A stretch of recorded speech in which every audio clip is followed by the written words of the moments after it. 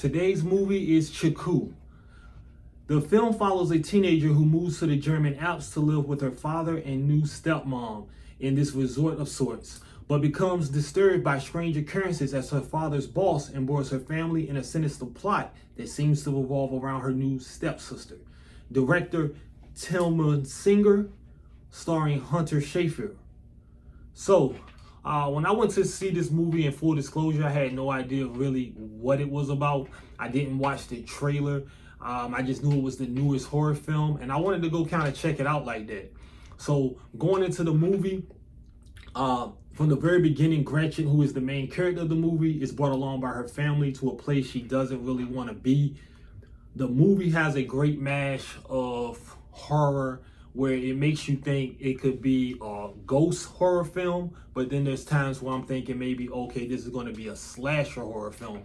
And it does a good job tonally when they're in those different elements. But when you're putting the movie together and it's coming along, it kind of sometimes feels disjointed in its tone. But I think that's what the director probably was going for, trying to really not get you to understand what was going on, because as the tones are switching throughout the movie, the plot is really not telling you anything. It's kind of keeping you off kilter.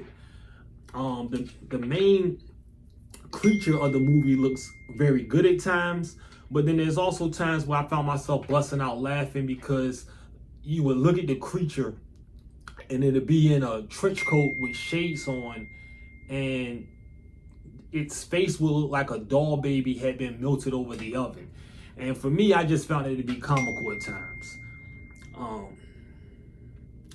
Another thing the movie does a good job on is keeping you in suspense about what exactly is going on with the movie, because you have no idea, because the main character, respectfully, is pretty clueless at times herself.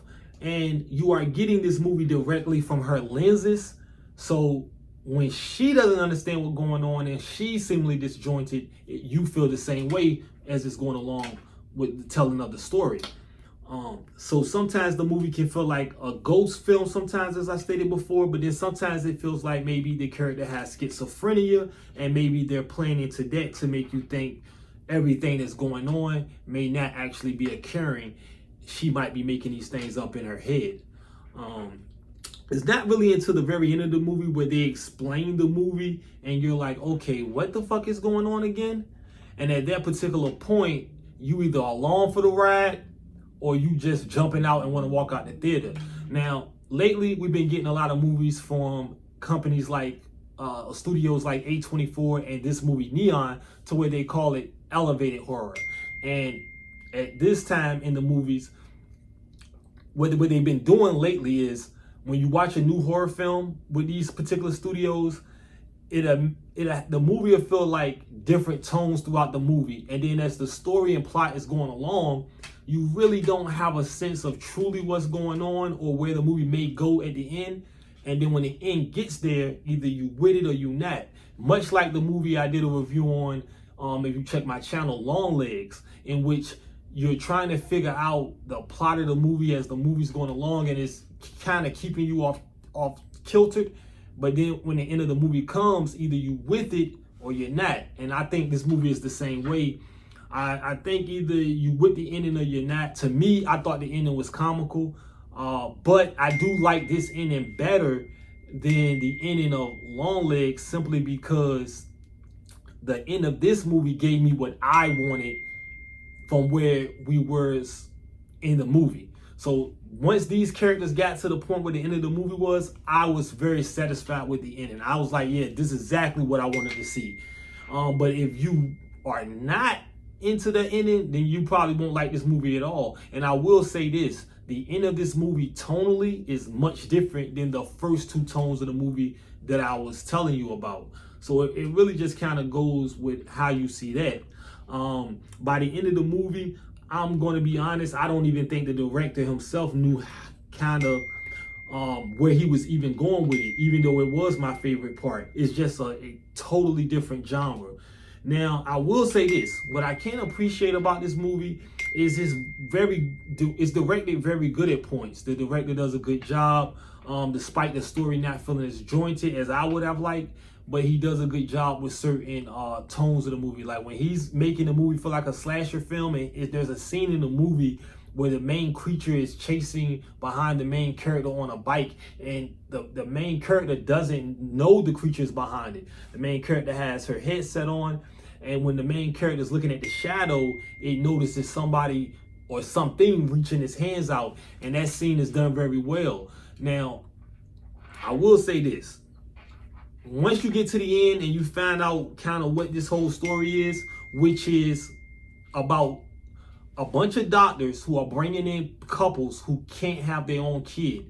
So instead of taking the man, who's giving you his blessings, let's say, and putting it in a woman's fetus or egg, putting it in a woman's egg, they're putting in a chickoo's